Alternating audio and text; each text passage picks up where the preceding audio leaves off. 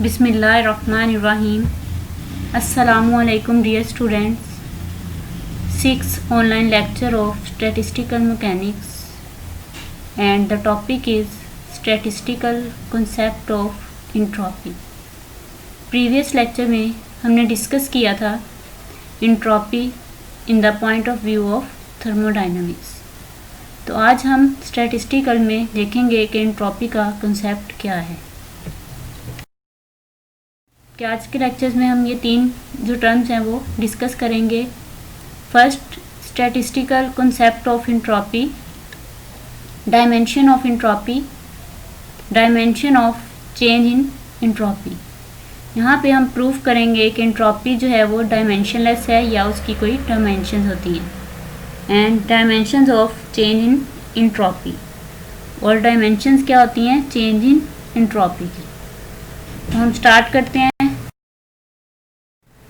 तो यहाँ हम देखते हैं स्टैटिस्टिकल कंसेप्ट ऑफ इंट्रॉपी कि स्टैटिस्टिकल कंसेप्ट ऑफ इंट्रॉपी का क्या है हमारे पास। तो in statistical mechanics it is define as S is equal to log delta gamma. अब यहाँ पे हमारे पास डेल्टा गैमा क्या है, where delta gamma is the volume of phase space occupied by the system. अब डेल्टा गैमा हमारे पास फेज स्पेस का वॉल्यूम है। इससे पहले हम लोगों ने statistical thermodynamic point of view से इंट्रॉपी को पढ़ा था। थर्मोडायनामिक्स का कंसेप्ट हमारे पास क्या था, उसमें हमारे पास फार्मूला था D ऑफ S, यानी कि एग्जैक्ट डिफरेंशियल से हमने इसको डिफाइन किया था D of S which is equal to D of Q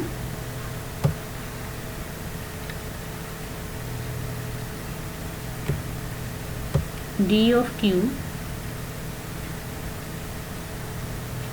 over T। तो ये आपके पास थी थर्मोडायनामिक्स के पॉइंट ऑफ व्यू से इंट्रॉपी। बट यहाँ पर हमारे पास क्या है, S is equal to log delta gamma. Phase space में हम देखेंगे डेल्टा गैमा हमारे पास क्या है। तो यहाँ पर एक टर्म और है, अगर आप किसी नोट्स में किसी बुक में अगर आप देखें इस तरह से लिखा हुआ हो, इस तरह से साइन हो, ठीक है, इसको और ज़रा क्लियर कर लेते हैं।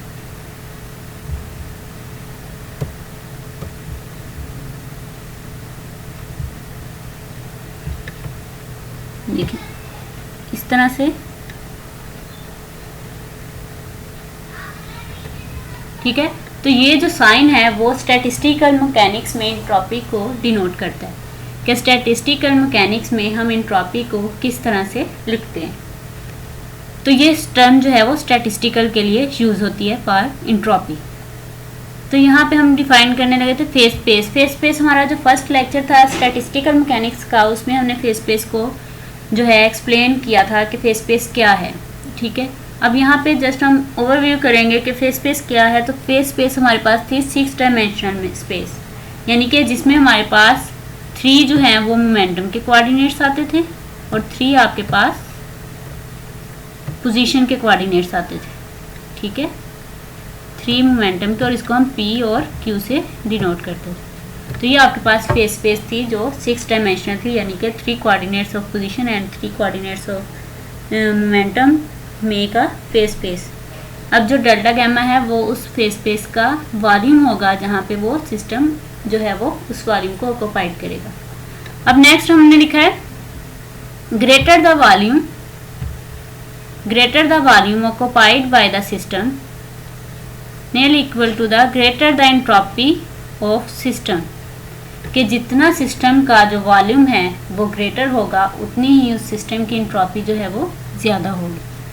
अब इसका किस तरह से कॉन्सेप्ट क्लियर हो कि जितना ज़्यादा सिस्टम का वॉल्यूम होगा उतनी ही ज़्यादा इंट्रॉपी किस तरह से होगी। तो यहाँ पर एक एग्जांपल हम देखते हैं कि अगर आपके पास लेट्स सपोज एक सिस्टम है, यहाँ पे देखिए देखें एक स्मॉल सिस्टम है आपके पास, उसमें 5 नंबर ऑफ पार्टिकल्स हैं, ठीक है।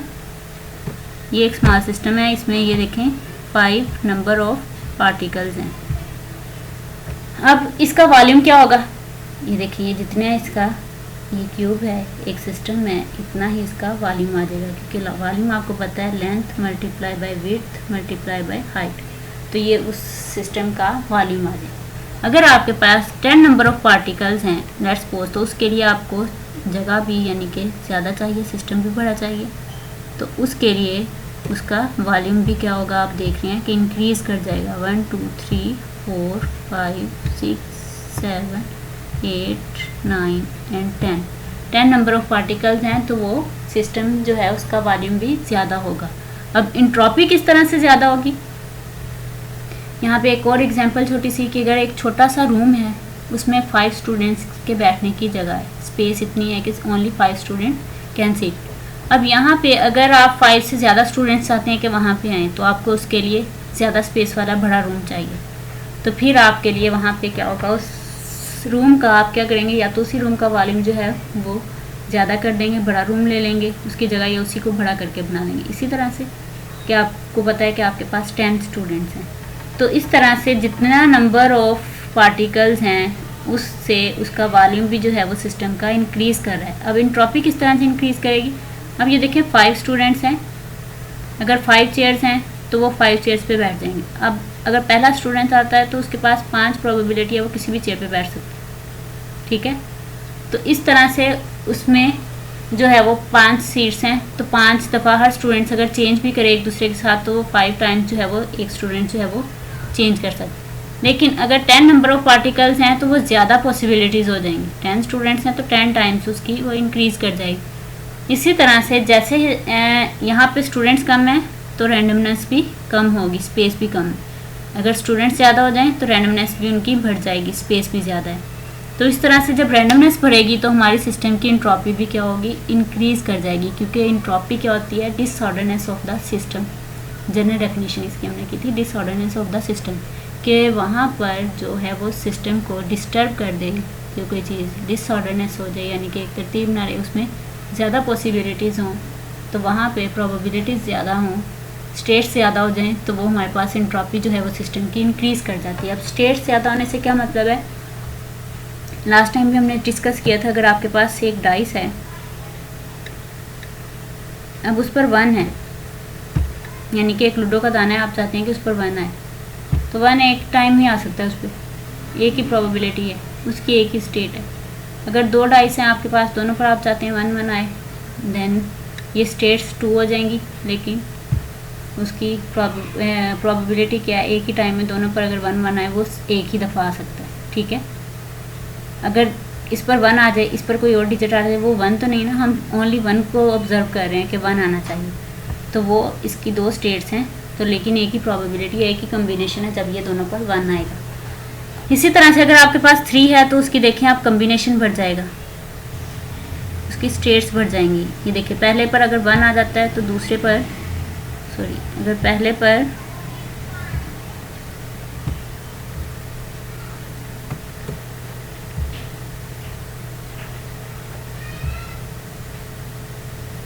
यहाँ देखें आप, अगर इस डाइस पर 1 है तो दूसरे पर 2 आ जाएगा, ठीक है, 2। चलिए यहाँ पे लगा लेते हैं ये 2। इसी तरह से अगर आपके पास ये दूसरी पॉसिबिलिटीज़ की क्या है, दूसरा कम्बिनेशन क्या है कि आपके पास पहले पर 2 आ जाए और दूसरे पर 1 आ जाए, तो ये आपके पास सेकंड पॉसिबिलिटी होगी। तो यहाँ पे अगर आप देखें तो स्टेट 3 है, लेकिन इसके कम्बिनेशन क्या है, बढ़ गए हैं। जब कम्बिनेशन बढ़ जाएंगे तो इसकी जो है वो एंट्रोपी भी क्या होगी, इंक्रीज़ कर जाएगी।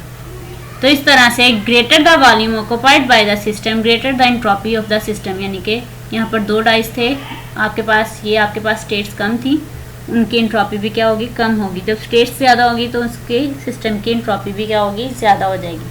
तो so greater the volume occupied by the system greater the entropy of the system. तो ये हमारे पास छोटा सा पॉइंट ऑफ व्यू स्टेट्स को अंडरस्टैंड करने के लिए था, लेकिन जो एंट्रोपी को अंडरस्टैंड हम करते हैं वो इस पॉइंट ऑफ व्यू से करते हैं कि किस तरह से वॉल्यूम जो है वो ग्रेटर होगा तो एंट्रोपी हमारे पास ग्रेटर होगी। जैसे जैसे पार्टिकल्स बढ़ते जाएंगे उसकी एंट्रोपी भी क्या होगी, इंक्रीज़ करती जाएगी। तो ये आपका हमारे पास था इसका concept of entropy in statistical. यहाँ पे हम देखेंगे dimension of entropy. We know that delta gamma is volume of phase space. हम जानते हैं कि जो डेल्टा गैमा है वो वॉल्यूम है फेज स्पेस का। तो फेज स्पेस में हमें पता है कि हमारे पास 3 मोमेंटम कोऑर्डिनेट्स होते हैं और 3 हमारे पास लेंथ के यानी कि पोजीशन के कोऑर्डिनेट्स होते हैं। तो इसलिए हम लिख सकते हैं कि delta gamma is equal to momentum multiply by length. अब यहाँ पर मोमेंटम का हमें पता है कि हम p से डिनोट करते हैं, तो यहाँ हम p लिख देंगे। लेंथ को l से डिनोट करते हैं, मोमेंटम मल्टीप्लाई बाय लेंथ लिख देंगे इंटू 3n। 3n का मतलब है 3 पोजीशन कोऑर्डिनेट्स और 3 मोमेंटम कोऑर्डिनेट्स। इस तरह से delta gamma is equal to mv multiply by l। अब ये mv हमारे पास हमें पता है कि जो हमारे पास मोमेंटम होता है वो किसके इक्वल होता है, m इंटू वी के। तो यहाँ पर मोमेंटम हमारे पास इक्वल आ जाएगा m इंटू वी के। तो ये आपके पास मोमेंटम है multiply by l into 3n। ठीक है, momentum multiply by length 3n which is equal to delta gamma is equal to m dot v over t multiply by t into l 3n। अब यहाँ पर हमने क्या किया है, एक step multiply and divided by t, कि हम t से ही मल्टीप्लाई कर रहे हैं और t से डिवाइड कर रहे हैं। कि यहाँ पर हमारे पास होता है कि अगर किसी टर्म से हम मल्टीप्लाई या डिवाइड करना चाह रहे हैं तो हम दोनों काम एक साथ करते हैं, मल्टीप्लाई भी करते हैं और डिवाइड भी करते हैं।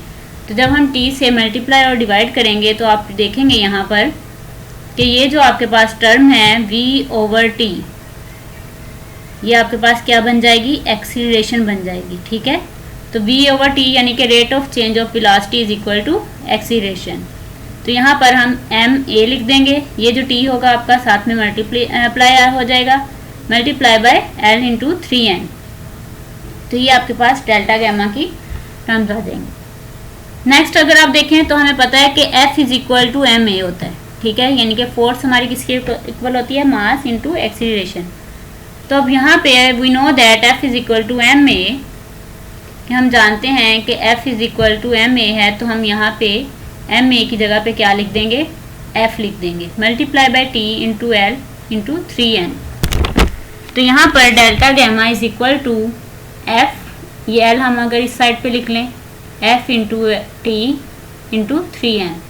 अब हमें पता है कि जो हमारे पास वर्क डन होता है वो हमारे पास क्या होता है, इसके इक्वल आएगा F इंटू एल के, यानी कि length multiply by L F। ठीक है, तो ये देखिए यहाँ पे साइड में मैंने लिखा है कि W is equal to F x, यानी कि वर्क डन इक्वल होता है फोर्स इंटू लेंथ और पोजीशन भी आप इसको कह सकते हैं।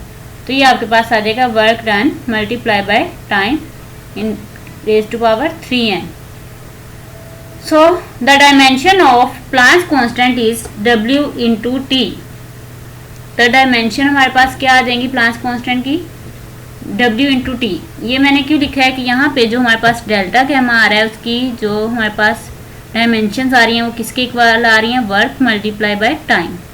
तो अब यहाँ पे मैंने लिखा था dimension of Planck's constant is W into T.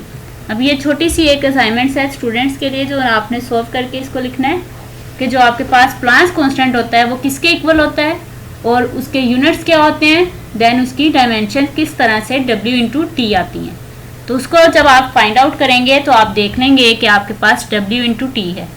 यहाँ मैं कर दूँ सिर्फ ओनली 2 लाइन्स है, लेकिन स्टूडेंट्स आपने खुद इसको देखना है कि हमारे पास प्लांक्स कांस्टेंट का फार्मूला क्या है, वो किसके इक्वल आ रहा है। उसके यूनिट्स को देखते हुए आप खुद देखेंगे कि आपके पास जो डायमेंशन प्लांक्स कांस्टेंट्स की आ रही हैं वो भी W इंटू टी के इक्वल आ रही हैं। So if we divide delta gamma by h की पावर 3n, यानी कि प्लांक्स कांस्टेंट से अगर हम डिवाइड कर दें डेल्टा गैमा को, then the entropy is dimensionless quantity. तो फिर हमारे पास जो एंट्रोपी होगी वो डायमेंशनलेस क्वांटिटी बन जाएगी। अब ये स्टैटिस्टिकल में हम पढ़ रहे हैं। ठीक है, थर्मोडायनामिक्स में आप लोगों को बताया जाता है एंट्रोपी के यूनिट्स हैं जी, हीट है, एनर्जी है, जोल है, एंड टेम्परेचर के केल्विन यूनिट्स आप यूज़ करते हैं तो आपको कहा जाता है कि जोल इंटू पर केल्विन यूनिट्स है।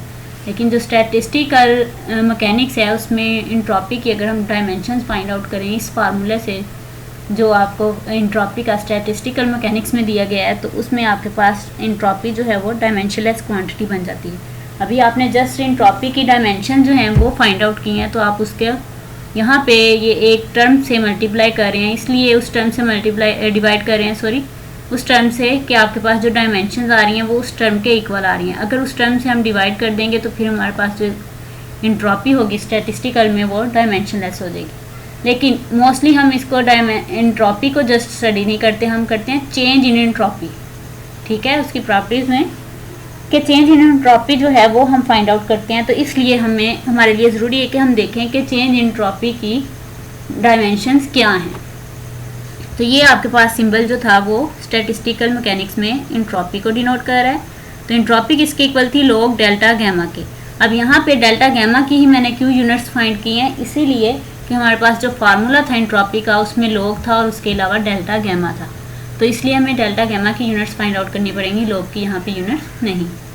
तो जब h की पावर 3n से डिवाइड करेंगे तो ये आपके पास डेल्टा गैमा के भी वही डायमेंशन हैं, h की भी वही डायमेंशन है, तो वो कैंसिल आउट हो जाएंगी, इसलिए आपके पास जो एंट्रोपी होगी वो डायमेंशनलेस होगी। नेक्स्ट हम अब देखते हैं ऑफ चेंज इन एंट्रोपी कि चेंज इन एंट्रोपी की डायमेंशन क्या है। Consider a system have initial entropy, ठीक है, एंट्रोपी 1 एंड फाइनल एंट्रोपी 2, कि एक आपके पास सिस्टम की इनिशियल एंट्रोपी है, इसको हम वैसे S1 S2 भी लिख सकते हैं और पढ़ सकते हैं, लेकिन स्टैटिस्टिकल में एंट्रोपी 1 एंड एंट्रोपी 2 को ये डिनोट करें। तो एंट्रोपी जो 1 है, इनिशियल एंट्रोपी है, वो किसके इक्वल होगी? Log delta gamma 1 over h की पावर 3n। इसी तरह से जो आपके पास एंट्रोपी फाइनल एंट्रोपी होगी वो entropy 2 is equal to log delta gamma 2 over h की पावर 3n के इक्वल होगी। तो अब चेंज इन एंट्रोपी फाइंड करनी है। तो हमें पता है फिजिक्स में भी जब हम चेंज लेते हैं किसी भी टर्म में, यानी कि चेंज इन मोमेंटम लें या आप चेंज इन वेलोसिटी लें, चेंज इन एक्सीलरेशन लें, तो आप फाइनल माइनस इनिशियल करते हैं। तो यहाँ पर जब चेंज इन एंट्रोपी करेंगे तो हम फाइनल माइनस इनिशियल करेंगे, यानी कि एंट्रोपी 2 माइनस एंट्रोपी 1। तो ये आपके पास चेंज इन एंट्रोपी को यहाँ पे डेल्टा एंट्रोपी के साथ हम डिनोट कर रहे हैं, तो ये आपके पास डेल्टा जो है वो चेंज को शो कर रहा है। तो delta entropy is equal to entropy 2 minus entropy 1। तो ये आपके पास आ जाएगी delta entropy change in entropy, यानी कि which is equal to log delta gamma 2 over h की power 3n minus log delta gamma 1 over h की पावर 3n। अब यहाँ पर लॉगरिथम में हम एक रूल पढ़ते हैं कि जो आपके पास माइनस में अगर दो टर्म्स आपके पास लॉगरिथम की हैं और वो सब्ट्रैक्ट हो रही हैं, माइनस में है, तो आप क्या करते हैं, एक टर्म में से जब दूसरी सब्ट्रैक्ट हो रही है तो आप उसको डिवीजन के साइन से चेंज कर देते हैं। अगर आपके पास पॉजिटिव साइन होती है, दोनों टर्म्स ऐड हो रही होती हैं, तो आप उसको मल्टीप्लाई के साइन से चेंज करते हैं, रिप्लेस कर देते हैं। अब यहाँ पे माइनस के साथ है तो आप उसको डिवीजन में चेंज कर देंगे, लॉगरिथम का ये एक रूल है। तो यहाँ पे change in entropy equal to log delta gamma 2 over h की power 3n minus division delta gamma 1 over h की पावर 3n। तो जब आप इसको डिवाइड करेंगे तो आपको पता है ये जो आपके पास प्लांस कांस्टेंट है वो कैंसिल आउट हो जाएगा, तो आपके पास टर्म क्या रह जाएगी, change in entropy is equal to log delta gamma 2 over delta gamma 1। तो अब देखें, आप ऊपर भी आपके पास गैमा है, नीचे भी आपके पास गैमा है, तो दोनों सेम टर्म्स हैं, सेम टर्म्स होंगी तो इनके यूनिट्स जो हैं, डायमेंशन जो है वो कैंसिल आउट हो जाएंगी। तो इस तरह से आपके पास चेंज इन एंट्रोपी जो है उसकी डायमेंशंस भी क्या हो जाएंगी, डायमेंशनलेस हो जाएगी। तो इस तरह से हमने देखा कि जो चेंज इन एंट्रोपी है वो भी एक डायमेंशनलेस क्वांटिटी है। तो ये आज का हमारा टॉपिक था, entropy, dimension of entropy and dimension of change in entropy. I hope so कि आपको समझ आ गया होगा कि किस तरह से स्टैटिस्टिकल मैकेनिक्स में हम एंट्रोपी का रिव्यू लेते हैं और किस तरह से इसके फार्मूलाज को देखते हैं और इसकी डायमेंशंस को। अल्लाह हाफिज़।